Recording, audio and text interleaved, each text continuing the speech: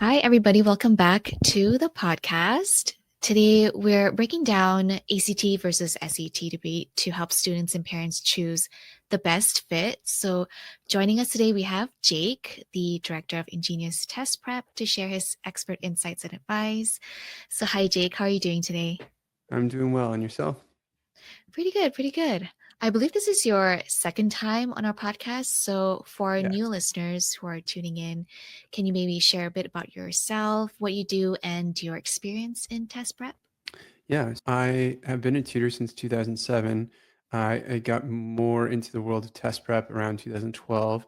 And in terms of what we do, it's really spending way too much time with these tests and trying to figure out how can we teach these concepts in the most effective way to students. I've worked as a test prep tutor, and I've also at this point hired hundreds of tutors, and we've helped hundreds of students get into the top 1% of scores. That's a little bit of my background. Awesome. So, we're glad to have you back on the podcast. We do have quite a bit to go through today. So, let's get into it. But to make things easier for our listeners, I've split today's discussion into two different parts. So, we'll start with the ACT and then move on to the SAT. Does that sound good? Okay. Yeah, sounds good. Okay, so to start, I believe both the SAT and ACT are undergoing or have undergone some significant changes. I think there are some differences in the two, of course, but many students don't realize what those differences really mean for test prep and performance. So, can you help us break down the major distinctions between the two and then explain how those differences impact their prep strategies? Yeah. So we can start with what's happening. It's old news that the SAT is digital, right? So that's something that everyone's pretty familiar with. It's digital modular adaptive tests, meaning you're taking the first module, which I like to call the exploratory module. The test is figuring out where should it place you, either in a hard or easy module. And the adaptive nature of it is just summed up in you take that first module and then you get an adaptive module, whether it's easy or hard. And then that factors into your scoring for the SAT, and a lot of students are familiar with that format.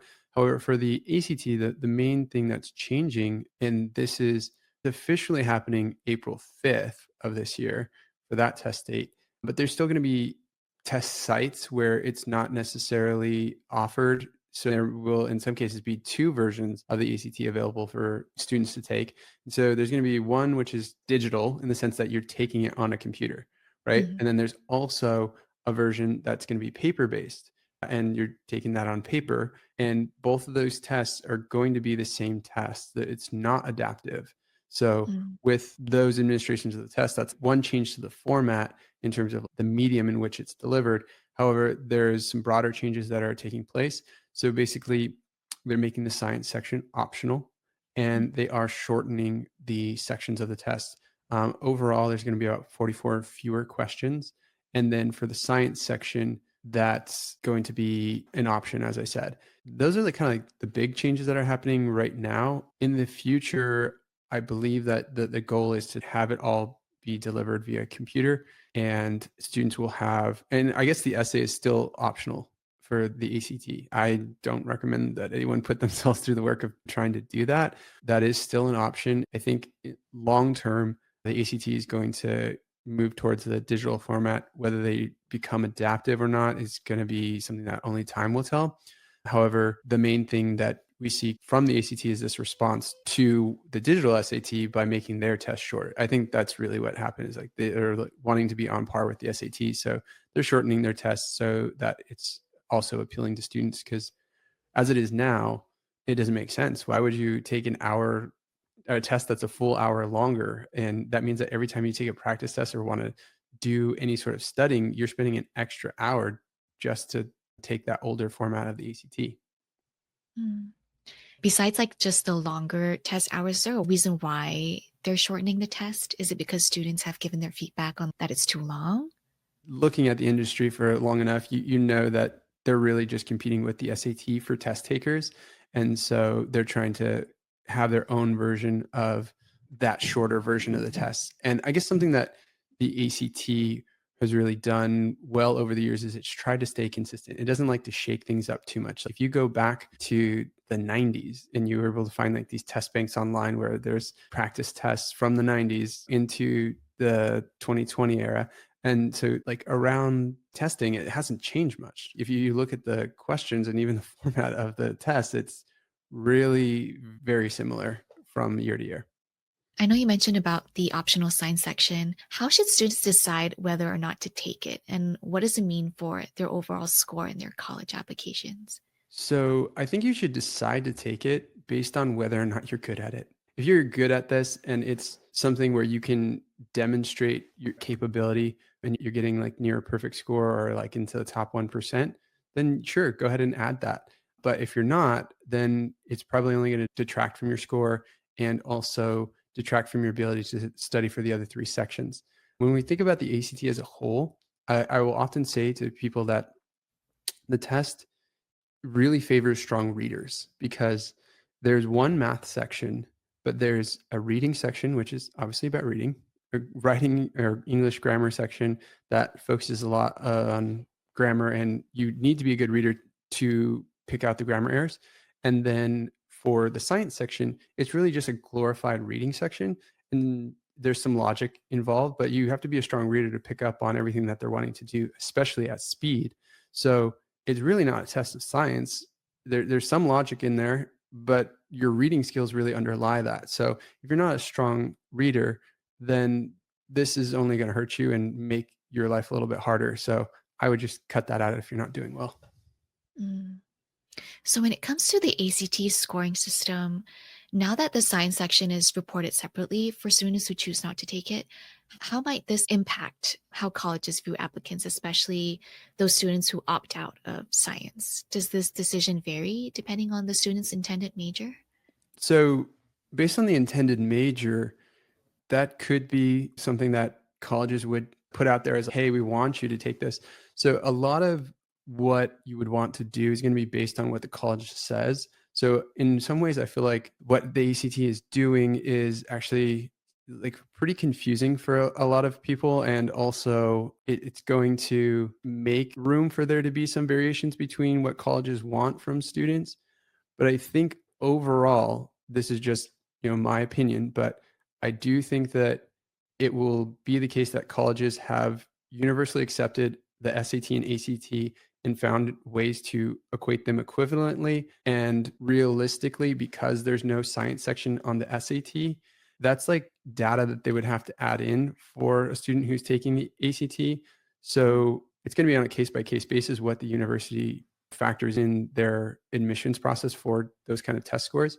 But I'm going to say, on the whole, I would imagine that they're probably only going to evaluate on the core three because that's where they have data from all students. If Mm. every student's taking the SAT and they have those three core subjects, and the ACT even labels it as their core, subjects, the reading, the math, and the English, that's where those two tests align. And most colleges, I think, will just say that's the data we're going to pay attention to because that's how we evaluate applicants equally or in a more equitable way, is what I mean to say.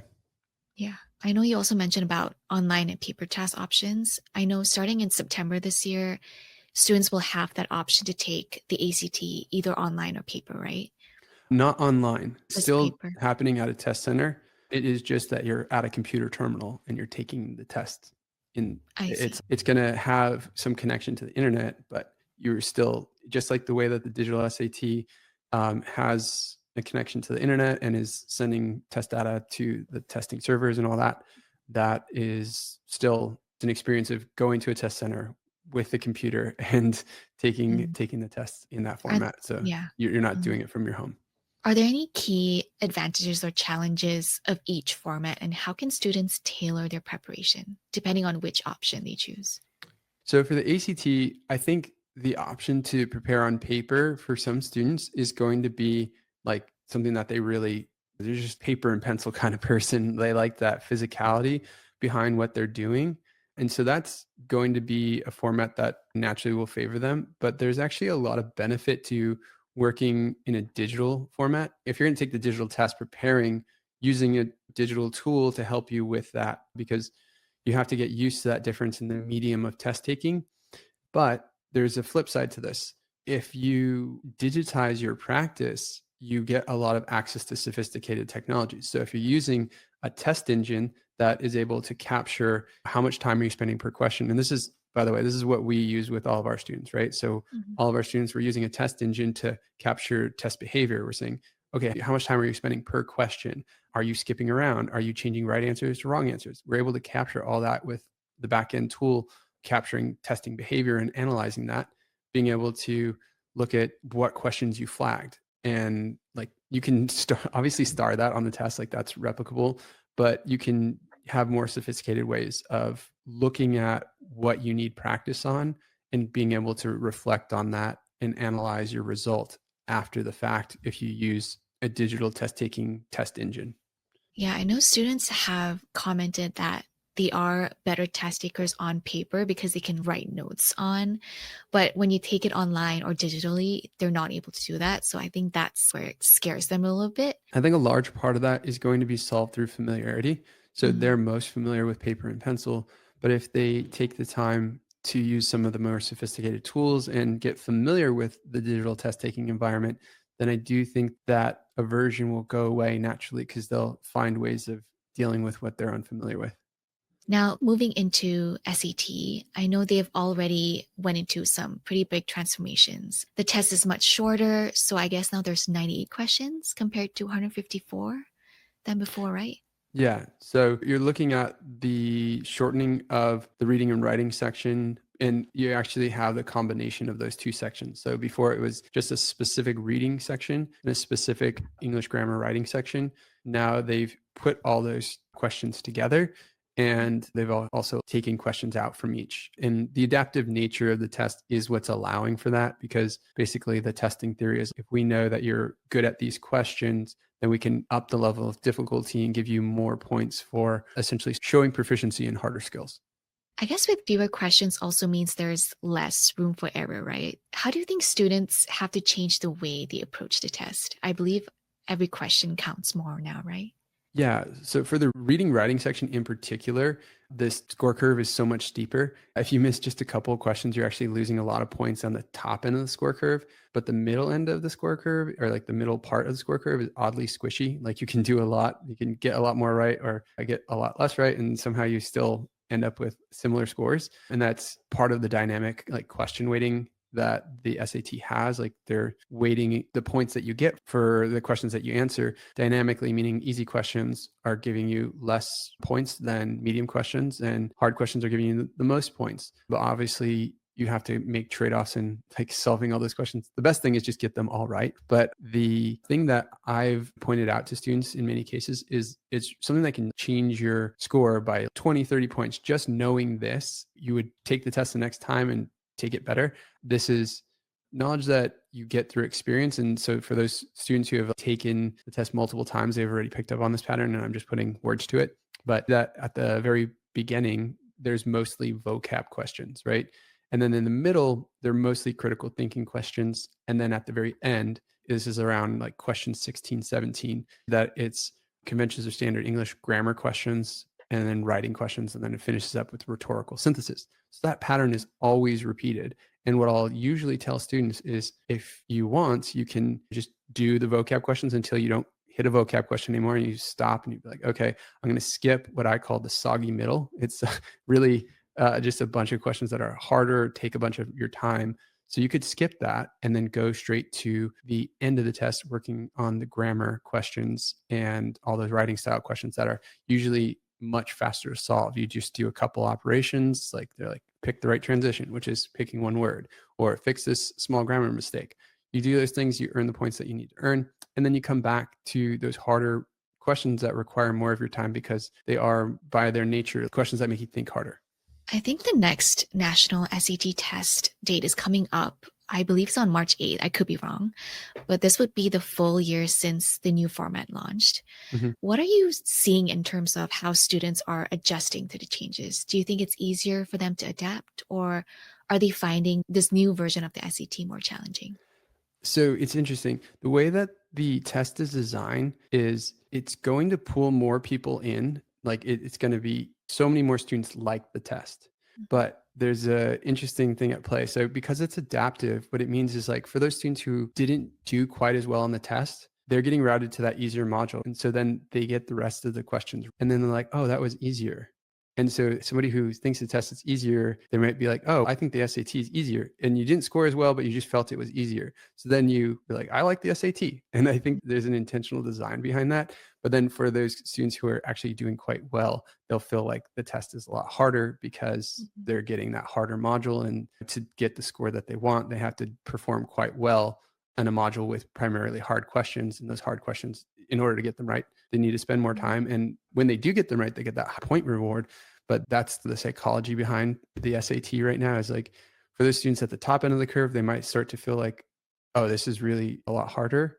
But for those students who are at the middle or lower down on the list, they might be like, this is an easier test. Let me study harder and I'll just get better right Mhm. away. So I think that's how students have received it. Overall, I think students have really liked the test much better.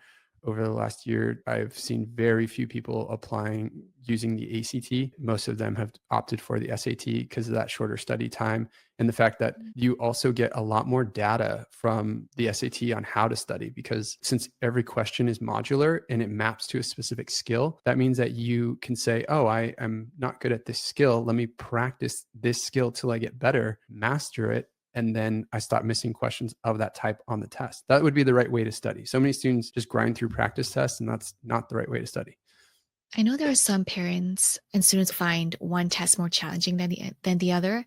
What kind of learner tends to perform better on SAT versus ACT? Because I know you mentioned ACT is more like you have to be a better reader, right? Yeah, I think that the SAT on the whole has been good for most test takers because you get more time per question and it's really rewards critical thinking skills. So if you have those skills and you get more time per question, then it's going to reward that and you'll get a higher score. I know I'm sounding like I'm very into the SAT versus the ACT, but I've found that it's just a better test taking experience. For the ACT, though, it does tend to favor students who are like really used to this question style. So it's a little bit more straightforward with this question style. So APIB students tend to have a really easy time working through the ACT because they're also used to the really fast pace of the test. So they're making this change because this is what they used to put students through, which was like you have to basically sprint through the test to just to be able to finish it. And for APIB students, they've had that experience for all of their classes. So they're very used to that and they actually do well with the test. And it's more straightforward question style and also reward for knowing a lot of content knowledge has served them a little bit better. But now that with the SAT, I think it still rewards those students in a similar way on the SAT now that there's more time per question and the question bank makes it easier to study. But it'll be interesting to see what everyone says with the changes to the ACT because no one's really seen too much of that test yet. Yeah. We also do have an InGenius Prep Facebook group where a lot of parents are in there, and they often wonder if investing in test prep services is worth it. So, in your experience, how much of an impact does personalized prep actually help students' performance? Do you have any examples you've worked with in the past? Could you share some tailored prep help to achieve their goals? Yeah, I can definitely share that. What I would say is the frameworks that we use when we're working one on one with students are actually similar to the frameworks that you would use through self study. But one of the key differences is like all the tutors behind our one on one tutoring have done thousands of hours of tutoring or prep in studying for these tests. And essentially, students are getting the benefit of that. You could do this through self study, right? But do you have thousands of hours or a decade to analyze the test or see its evolution and then be like, okay, this is maybe the most efficient way to solve this problem? And the answer is a resounding no. It's possible to get through the process of test prep without somebody who's has this sort of experience and could help you. It's just definitely a lot harder. And there's actually way better things to do to improve your application, right? Like you can go and take it all that saved time and spend it on a research project, or you could go and take a college class. And rather than spending so many hours a day on test prep, because that's one of the things that I've seen is I've also heard of not necessarily self-study, but other people who do like these academies or boot camps and they are studying for the SAT like 8 hours a day. And I'm like, what are you doing 8 hours a day? You don't need Yeah. 8 hours a day. You need focused, targeted prep in a way that builds your skills. And then you check what you need to continue to build through practice testing and looking at the data. And then you use that data to build a customized plan for yourself and then move on to the next level. But yeah, that there's sometimes I'm just like, why are you spending so much time when you could do this in a much shorter period of time? Yeah, 8 hours of prep is just, that's a lot in a day. But Yeah. as the director of InGenius Test Prep, your team of tutors, all scoring in the top 1%, has proven track record of helping students reach their full potential. So what's the secret behind your team's success? And given the new changes of these two tests, what unique strategies and tips can you share to our listeners to help students adjust and succeed in this new test landscape? I think the key to our success really lies in approaching it from a mastery perspective. We want to help students understand, okay, what questions are most frequently occurring on the test. And a lot of that is acquired through either with the SAT giving us that kind of data, like going through and analyzing all that data. So the ACT hasn't given us that same sort of data, but it's through lived experience, like you know what's on the test and in what proportion those questions usually appear. So we kind of work students through this process of, okay, what's most frequently occurring on the test and what's the easiest to learn? We're going to work there. And then once we master those concepts, we move on to the next thing. And that next thing is the next level of difficulty. Those questions won't occur quite as frequently, but they are more difficult and you still need to learn them. And then at the very end, we're learning the most difficult and rare concepts. But if you master each successive level of difficulty, there's not a real good way that you can't get to your goal. Unless you have some test day disaster, like you've built skills along the way that are rewarded with points, and you've checked that each time by taking practice tests and making sure that you've actually mastered the concept. And once you do that, then you should get to the top end of the score curve. It's pretty formulaic, but it works. I guess the hard part about it is you need to know what questions are most frequently tested, what are the most efficient ways to address those questions, and you also need to be committed enough to say, okay, I'm actually not at the level that I need to be for this skill, and I can't move on to the next skill. Because if you leave that skill and you haven't mastered it, then you're just going to keep losing points from test to test until you master it. And that's a wrap for today's episode. And heads up to all the juniors who are listening in right now, Stanford and UPenn just updated their test policies. So the SAT and ACT is back for fall 2026 admissions. If you're applying next cycle, now is the time to start prepping. If you need a game plan, our expert tutors who score in the top 1% are here to help you crush those tests. Visit ingeniusprep.com to learn more and get started. Thanks for listening, and don't forget to subscribe, share, and I'll see you in the next one.